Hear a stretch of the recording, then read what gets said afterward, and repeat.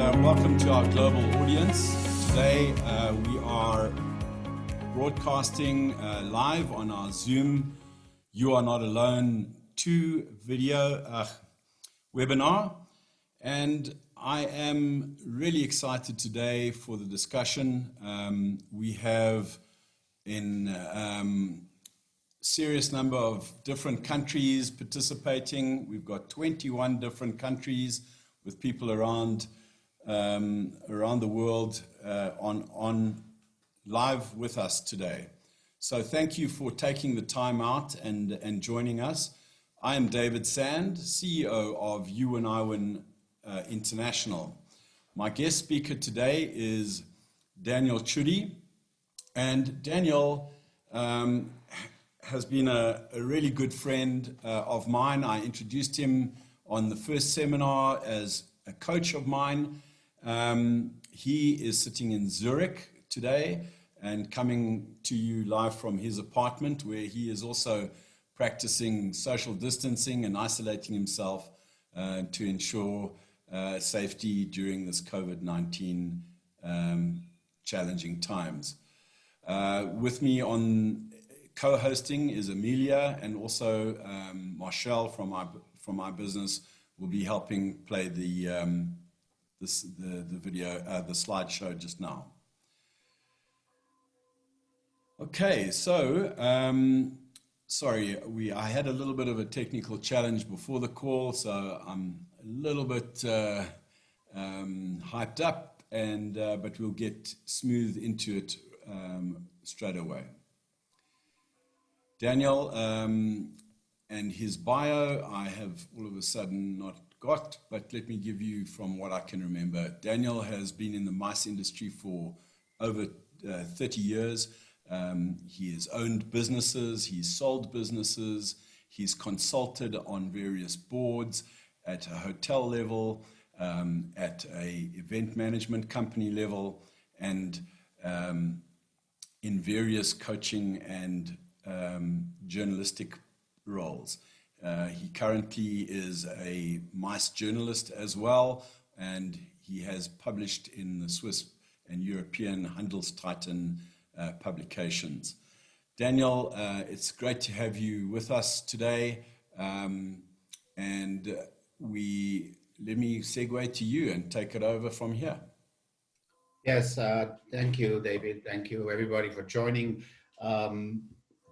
Obviously, these are very demanding times for all of us. I think this is the biggest challenge to the way we know life since World War II. And the amazing thing is it concerns everybody. It concerns every face, every group, every age group, every industry, every country, every continent, old people, young people, rich people and poor people.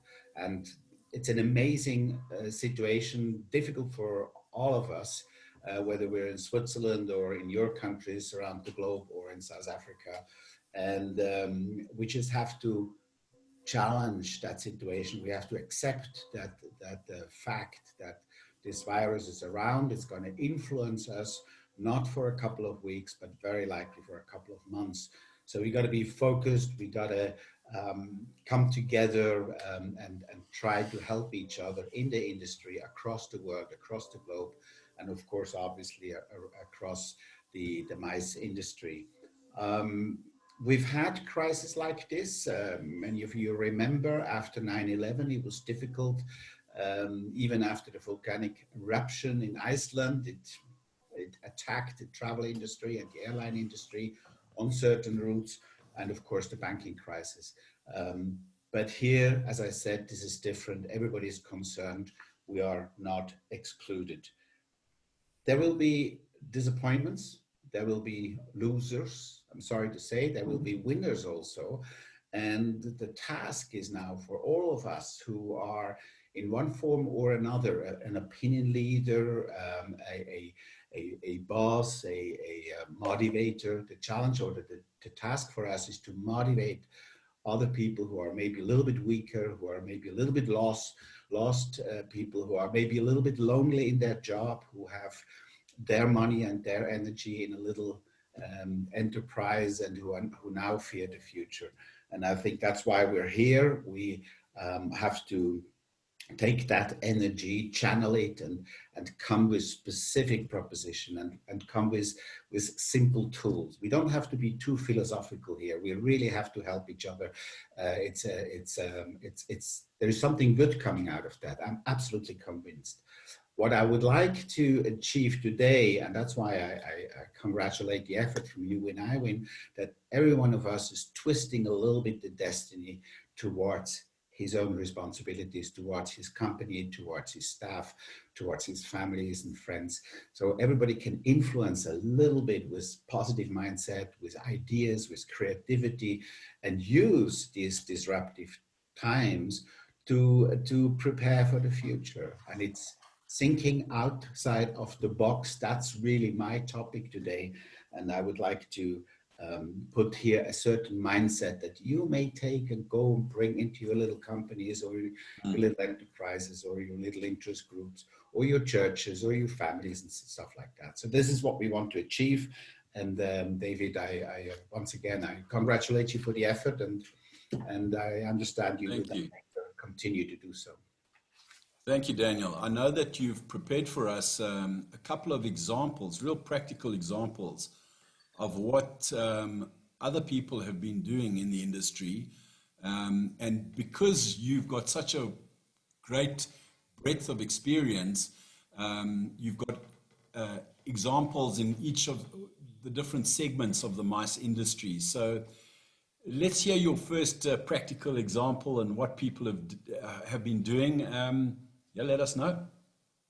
Yes, absolutely. In fact, just last night, I heard that Zurich's biggest taxi company, 444, whose business is down because obviously nobody's taking a cab anymore, they've just switched their business into delivering goods. And so they cooperated with the shopping malls and with an app that was created only last week. And now it allows elderly people foremost, but also family, to order the groceries in the shop and then to order the taxi, and the taxi driver would go and fetch the groceries and bring it home to the door. I think it's a fabulous, simple idea. One of the taxi drivers last night said that he had during the day 20 runs versus 1 or 2 run the previous days. So there's a lot of opportunities out of it. You have to leave the box, and maybe we can have that first slide. I would like to introduce the first example of the stand builders industry. As you know, all the trade shows are down, all the industry exhibitions are down, and those guys that we know from IMEX and from EIBTM and so forth, those guys who do all these wonderful stands, they are out of business too. So here is one. This happened actually 2 weeks ago. Here is one in near Zurich who immediately after the crisis hit and the lockdown came, built those little 1 by 1 meters by 1 meters separations and with glass, and went to sell them or tried to sell them to the hospitals, the old people's home, the drugstores, the grocery stores, as an additional protection when you do service with a customer. It's such a simple thing. It cost a couple of $100. It's really not a big thing. And that first example, you can see it's quite simple. It was quickly created, and it was tried to be sold to an audience which is new, to a new target audience, no longer the marketing and sales and tourism hospitality world, but this time those services that are open, that need to serve us for our daily business. I thought it was a simple idea. In fact, it achieved a couple of things. First of all, this little effort was a motivational effort towards the team. Let's do something together. Let's do something together and meaningful. As a second point, it even creates some cash flow. Of course, this is not a big business. Of course, you're not making money, but at least you keep some money coming in, and that's a good thing. And you're busy, and you're using your material, and you go out and find customers. Now, the third thing I think is the most amazing one. You seed actually for the future. Because what you do here is you have an audience that you don't know. This audience, for example, in the grocery shops, you have to go in, you have to do aggressive marketing. Hello, would you like to have a partition like this? Now, if you do this well, who knows, if not 6 months or 9 months later, that grocery shop will call you and say, hey, by the way, you can do more for us in the shop. And you might even be cheaper than those fancy interior design companies. So it's a short-term action with a long-term perspective. And I quite enjoy that, David. I love it. Daniel, thanks for that, sharing that with us. Just because I was a bit rushed and stressed in the beginning of the call, I forgot to tell you as an audience, please post your question and answers. There's a little button down the bottom there to post question and answers. We as hosts will see those questions and we'll certainly come back to you. In the chat section, you can also comment on other people's questions or chats. So please use the chat facility as well. And let's get this as interactive as we possibly can. So yeah, thanks. I have one more remark about this slide. You see on the right side, this huge setup of temporary infrastructure. That's a picture from Excel, the convention hall that we know from London. Now, this is the further development. Obviously, there are other opportunities. We now know that the convention centers in Los Angeles, in Houston, in New Orleans, and in New York are being used for additional hotel beds, and it needs the stand builders. And so again, this is not what you wished for, but it's a wonderful opportunity to be busy and to create meaningful and successful and even some financially beneficial work. Thanks, Daniel. Let's get on to your second example. Yes, the second example is about hotel marketing. It is the fundamental question, do all the hotels have to shut down? Majority of hotels in Switzerland obviously shut down. We don't have any tourism anymore, and we have no business travel, or a few hotels stay open. I thought this was a wonderful idea. You have a hotel and you can host guests. Why not host sick people? Now, obviously, we're not talking about virus-infected patients, but we're talking about cooperation with hospitals nearby who are running out of space, running out of rooms, because the priority is to those infected who really need serious support. And why not cooperate with those hospitals and offer your rooms and your services as a hotel to host the less sick and maybe those injured from an accident, from a car accident, who also needs to be treated. Now, this cannot be implemented from one day to another. There's no illusion about this, and it needs a lot of rules to be respected and governmental support, etc., etc. But maybe, and we have cases like this in Switzerland, you can actually team up with a hospital and you can use your space as an added or as an annex to the hospital. Now, the amazing thing is that your staff from the hotel, obviously you cannot do medical service, that's not possible. But you can do everything else. You can do administration, you can do transport, you can catering, you can do the cleaning. I mean, the hotel, 80% or 90% of the staff would be useful and needed if such a case would be happening. Mind you, there are alternatives, of course. On a short term, it's not a fantastic hotel tourism business, but you might create earnings in cooperation with the government. And on the long term, your staff will have enjoyed that team spirit effort together, rather than sitting at home or losing your job. Yeah. I would like to quickly, sorry, David, I would like to quickly just show two alternatives that came up everywhere in the world, not just Switzerland. One hotel in Zurich offered a home office at the hotel, and they offered a 1 month special premium price for a great hotel with a view, with a balcony. And they go to those business people who are now forced to work home, maybe with their family, maybe with the kids, maybe with the wife who is forced to home office as well. And they offer them an alternative space they can rent, possibly paid later by the company, who knows, where the parent or even both parent can go out for a break and work in a different environment. I thought this was a wonderful, simple idea. And of course, Amazing.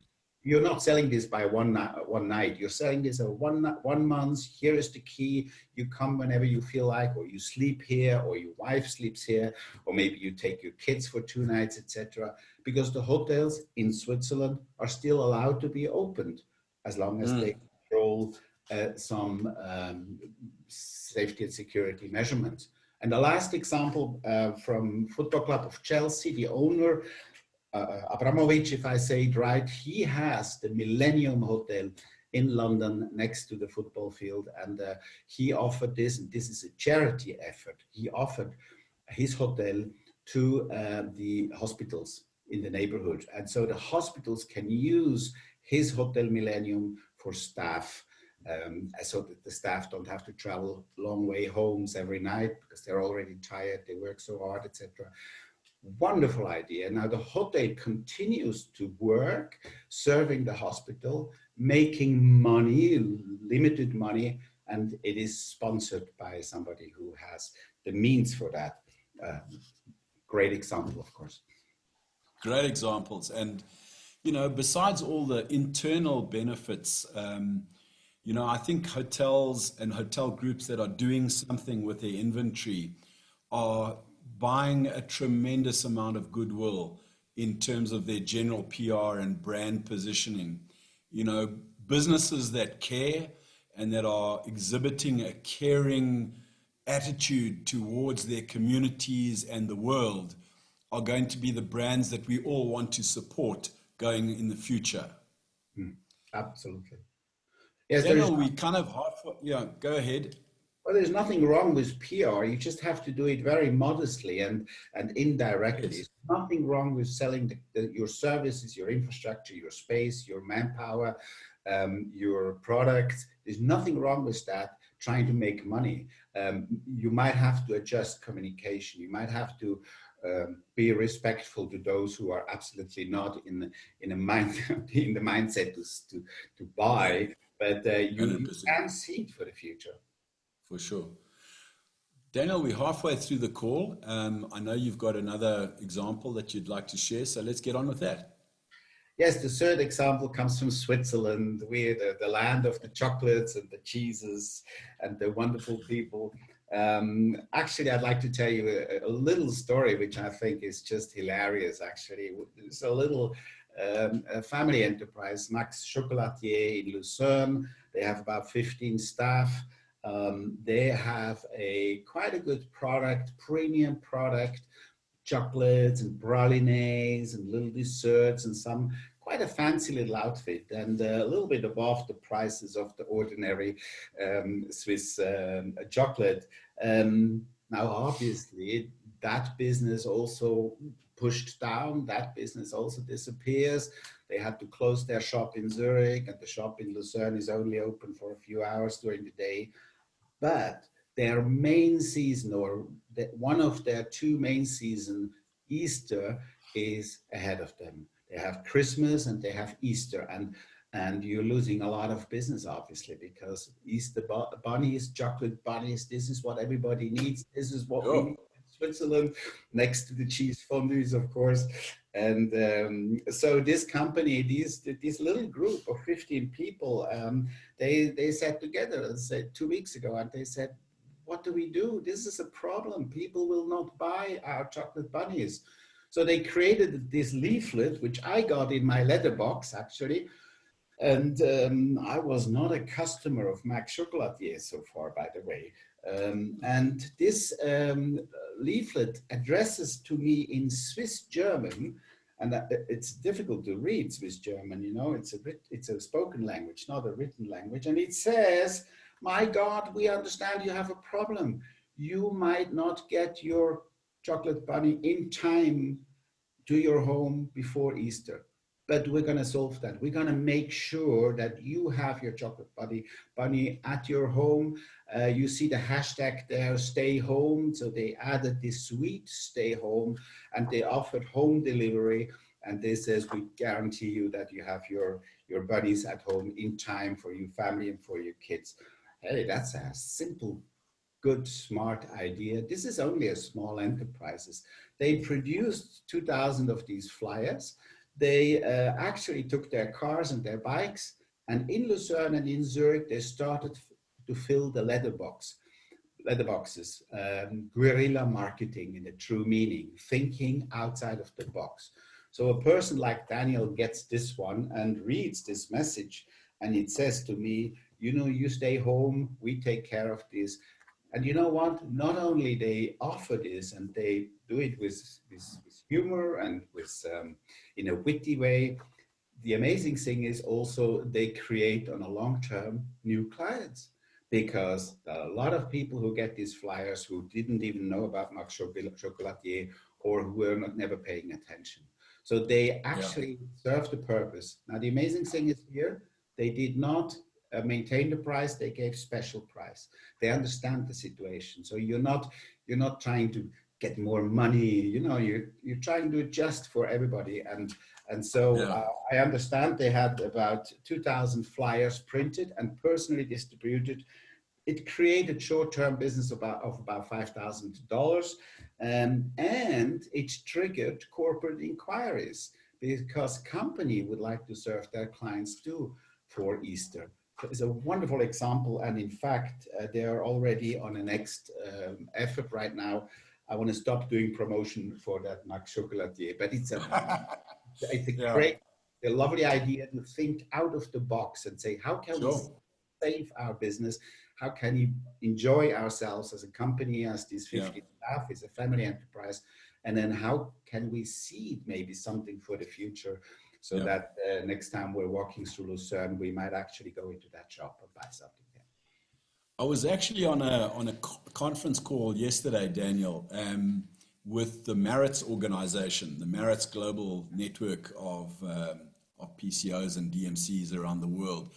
And David Peckinpah was actually saying that innovation is the name of the game at the moment. You have to bring those ideas, that energy. You have to encourage every single team member to think out the box. I mean, you've mentioned that so many times today.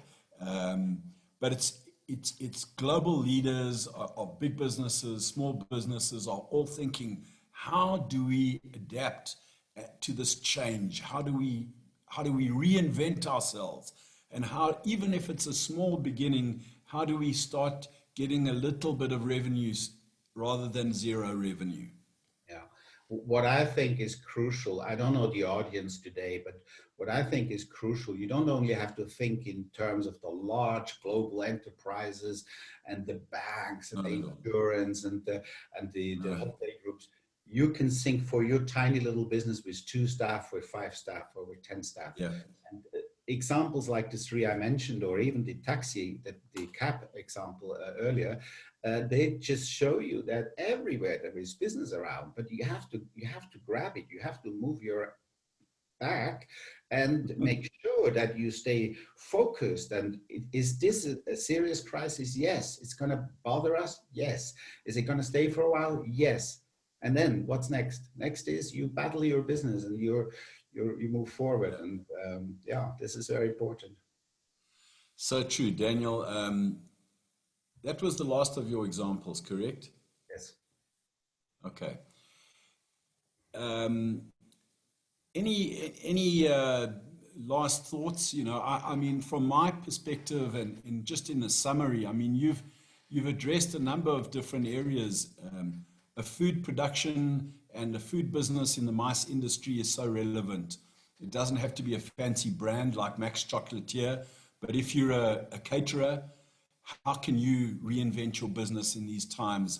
How can you rethink it? A transport company, your first example of the taxi business, fantastic, reinventing themselves. The hotel business, huge part of the hospitality game and our global industry, under huge stress at the moment, but able to innovate. And of course, you've got the global brands, but you've also got the small bed and breakfasts, the small hotels, the little boutique hotels. My sister, very interestingly enough, runs a little Airbnb type of thing from her home in Pretoria, and no business. So she's also, got to start rethinking from a hotelier point of view. How does she cope with that? And then, of course, the stand builder in the exhibition space. It's amazing to see how Excel in London is now become the world's biggest hospital with something like 5,000 beds. And that, of course, they used the military, but I'm sure they used stand builder technology and teams to create that. So the industry is alive, but just in a different way. So thank you for that perspective, Daniel, and for your encouragement. And one other thing is, as you mentioned, it's not for the big guys, it's also for the little guys. And personally, I believe the entrepreneur, the smaller business owner, is better adept at creating innovative solutions. You can move fast, you can try an idea. If it doesn't work, you try the next idea. You don't have to go through a committee process to get a new product on the market or try a different thing. You wanted to say something. Yeah, I just want to add here that this morning in the newspaper I read, somebody said, you better accept there is a crisis. You better get used to it. I think that's what leader needs, whether this is a Boy Scout program, whether this is a little Airbnb, whatever it is, you better accept that there's a crisis, and that crisis will basically blow your fiscal year 2020 away. Point. Okay, now, where are we? On the floor. Fine. What do we do next? It's like rugby. What do you do next? If somebody knocks you down, what do you do next? You get up and you go forward. Now, not everybody has the energy to do that. Not everybody has to believe. Not everybody has the confidence, the self-confidence, and not everybody has the education. So some people have. And that's why those who have, they have to help others in one form, excuse me, in one form or another. And this mindsetting you can forward from webinars like this one. There are lots of webinars around. You're not selling at the moment. You're helping, and you're proposing, and you're initiating, and you're teasing, and you're seeding. I think that's the key message, the seeding. Yeah. And there is hope, and that's such a valuable part of this thought kind of leadership when we share thought, is to give people hope and ideas. And I certainly hope the audience is getting some great ideas and thinking differently as a result. We'd love to see your comments and questions, so please use the chat, use the Q&A. It's there for you. Let's go back to the slide deck, please, Marshall. And there we go. It's loading up now. So that's Daniel looking pretty cool when he could go out. That's the beautiful Zurich Cathedral in the background. And I've spent many days in Zurich with Daniel at his apartment and enjoying that city. It's rated as one of the top cities in the world to live in, and hopefully after all of this craziness, it will be another once again live as a city. Let's go to the next slide.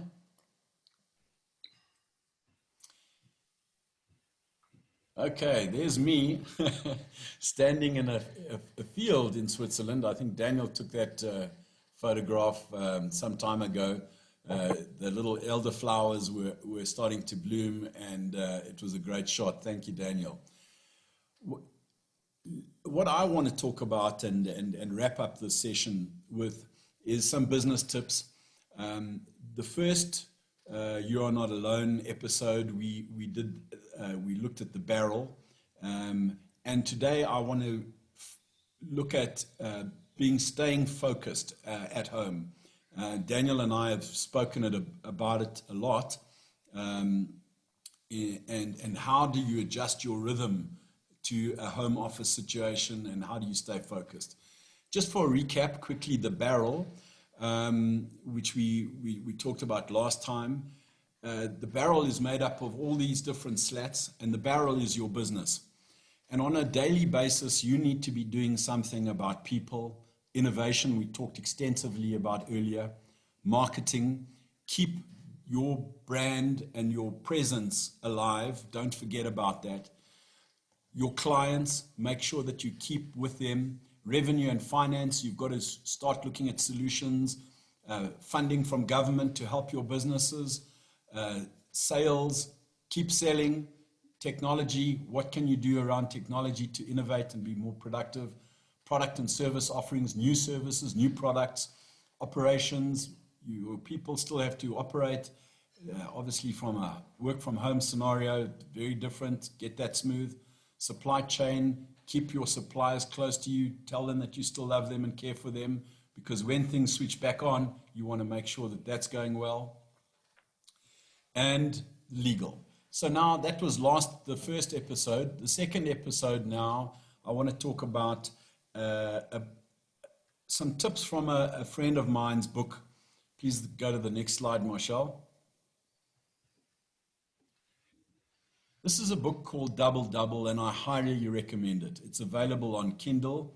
Its author is Cameron Herold. There we go. I met Cameron when I was on the MCI Global Board, and we had a meeting in, I think it was Montreal or Toronto in Canada. And Cameron is a Canadian speaker and author. He came and chatted to us.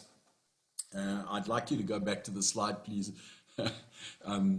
And yeah, he really showed us and shared with us, there are so many amazing tips in this book that you could learn from. And while you've got the time to read something, this is a must read for entrepreneurs. So in his chapter about staying focused, there are a couple of points that I just want to go through. First point being breathe. Sometimes we just have to take a deep breath or two and pause. Focus comes from good breathing, and you have to center yourself and calm yourself, and breathing is important. So I'm not going to belabor that, but when you've been running around and you feel overwhelmed, breathe. Then the next thing is compress time. So something that used to maybe take you 4 or 5 hours, give yourself 2 hours. Say, I have to do that same thing, but I have to kill it in 2 hours. Compressing time like that makes you being much more productive. And it's amazing that if you do compress time like that, you can focus on something, not procrastinate, and smash it. So that's a tip that he gives. The other thing is eating. Eat something. You know, you can't really operate on and focus and have mental wellness on a hungry stomach. So sometimes a snack or something, but make it healthy. Don't make it something sugary and that'll just spike you. What you're eating, you are what you eat. So make sure that you're eating properly and that your nutrition is focused. Get out of emails and social feeds. Oh boy.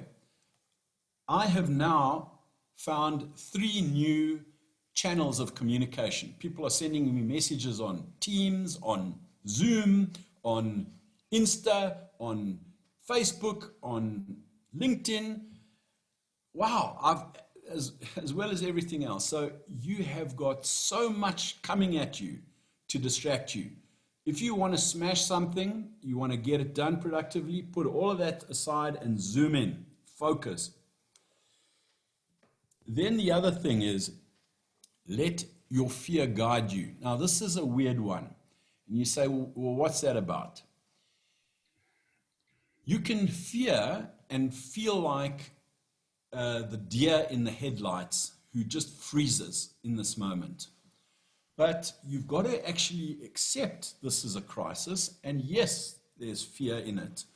But you've got to let that drive a solution and drive your productivity. And if you wake up in the middle of the night worrying, allow yourself that, but then move from fear to solution and say, well, what am I going to do about it? Write down a few ideas that on a piece of paper and then get back to sleep. Minimize distractions. We've talked about that. Difficult in a household with two 13-year-old boys that I've got, a wife that's also working in a highly stressed retail distribution business. Dogs, cats, if you've got cats, the temptation to go and watch another Netflix series. So minimize those distractions, push them away, give yourself space. Then the other one, I'm in the reward business, so I love this. Reward yourself at the end of the day. And be careful what you reward yourself. Some people pour themselves a big whiskey or a nice glass of wine, and that's their little reward for the day. That's fine, but don't let the alcohol get on top of you. Reward yourself in other ways. There's so many different ways you can reward yourself. If you love cooking, you say, well, tonight's my turn to cook, and it's my reward. There are hundreds of creative ways of how to reward yourself. Give yourself that pat on the back. You deserve it. You're special. You are a unique individual that has so much talent. Pat yourself on the back. Don't continually put yourself down, and make that an important part of your day. Slay the dragon. Interesting. This comes down to a whole thing of procrastinating and putting things off.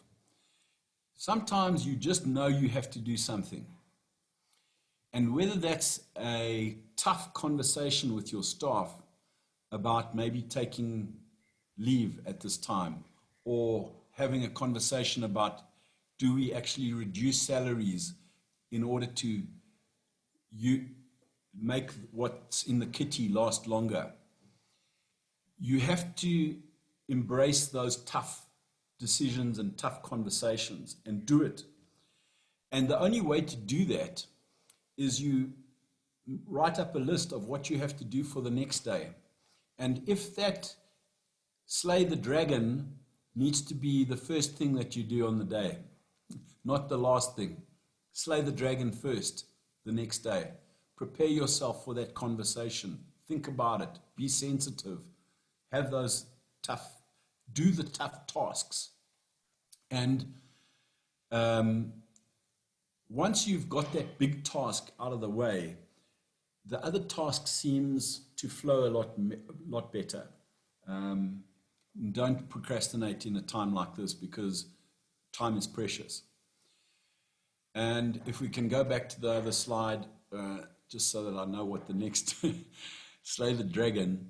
And then he suggests, tell 2 other people about what you intend to do. So tell your wife, tell your son, or tell a friend over a conversation like I'm having with Daniel. Daniel, tomorrow I intend to do the following. Bang, bang, bang. And he might say, oh, that's awesome. Did you think also about that? Or how are you going to have that conversation? Tell somebody else, because somebody else's brain thinking with you is always better than your brain alone.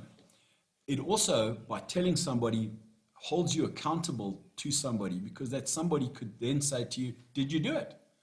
And in times of isolation and being on your own, it's a very, very powerful mechanism psychologically to stay on track. And then, of course, the final point is write them down. If it's not written down or typed down on a list, it doesn't exist until you've written it down. And if it's just a thought floating in your head, it's not real. When you take that thought captured and you put it in a document, you are then focused, and it will then happen. And then you've got a reminder to come back to. David, so that's my business tips for the day. And I want to, Daniel, you jump in here. Yeah, I just wanted to say, I think you have Cameron on the next webinar, right? What's the date of your next webinar with him? Yeah, I'm going to try and get hold of him. I haven't got a response from him yet, but it's my intention to invite Cameron onto the show, because he's an amazing speaker, and I'd love to have him on in the future. This was very motivational. Thank you so much, David. And I think you will receive information that you can watch this again on YouTube and then download it and maybe show it to your peers in your office and the people that you share your present destiny with. Yes. I would like to say thanks to Marshall and Trevor and Amelia and David for hosting this. I'm dreaming of the days I can come back to South Africa. I've traveled the garden route. I traveled on your wonderful Rovos product. I did splendid golf courses with David. I stayed in great hotels. I met a lot of people. South Africa is a great travel country, and I think we all have to work that we can travel again, and the more we're disciplined and focused, we will achieve this. There's an amazing promotion by Switzerland Tourism, who now goes out to the Swiss people and says, you know, dream now, travel later is the slogan. They're wonderful. Nice. Where the Swiss National Tourist Office tells the Swiss citizen, your next trip, do not travel to Brazil or to Finland or to Paris. Stay in Switzerland and serve your communities. And I hope that these traveling people in South Africa, on your next vacation, when you're allowed to travel that beautiful country. Yeah. A little bit of PR. Awesome. Yeah. So we've got some questions now. Let's hand it over. Amelia, are there some questions coming up in the chat? I think we need your voice. Let us know if there's some questions that have come through. Hi, David. Hi, Daniel. We've actually got 2 wonderful suggestions from Mo. He says we can also ask the medical teams to come to hotels and not the other way around. And they can bring equipment obviously with and assist when there's sick people. And then from Tess is that the Radisson Hotel has been providing hotel rooms for call center staff. So that's another thing that hotels can get involved with. Very interesting. Absolutely. Yeah, fabulous. There's so many wonderful creative ideas. Daniel, you want to say something on that? No, I want to say thank you so much. I think our time is a little bit, we're just in time, actually, perfect. What I would like to say, take care of yourself, be safe, stay home, but be active. Bye-bye. Bye-bye, Daniel. Thank you so much. Yeah, you know, the typical Swiss guy, his train must pull out at exactly the right time. So yes, we are over time, but Mo, thank you for the question. You did ask one question about what format of emails should we be sending out, and I don't think you need to overthink that. To your clients, send them an email, but not just the normal marketing thing. Be sensitive to where they're at as well. Everybody's suffering in this process. Share your heart on those emails and give them the understanding that you have empathy for them as well. That would be my recommendation. I don't think there's any more questions. So Daniel, I will take your cue. We're signing out now. Thank you everybody for joining us on this webinar. We will ask you to fill in a survey for us. This will just help us to enable that the content that we put together for future webinars, and we will be trying to have this every second Friday because there's a lot of webinars and things on the go, and it's getting a little bit cluttered. And of course, if this is no longer relevant anymore for people, then we won't do it because it's not a money-making exercise. It's just an exercise to help our colleagues in the mice industry be motivated and encouraged. So we'd love to hear your feedback on the seminar, on the seminar survey. So over and out from me and Daniel and Amelia and myself. Thank you for joining us. Bye.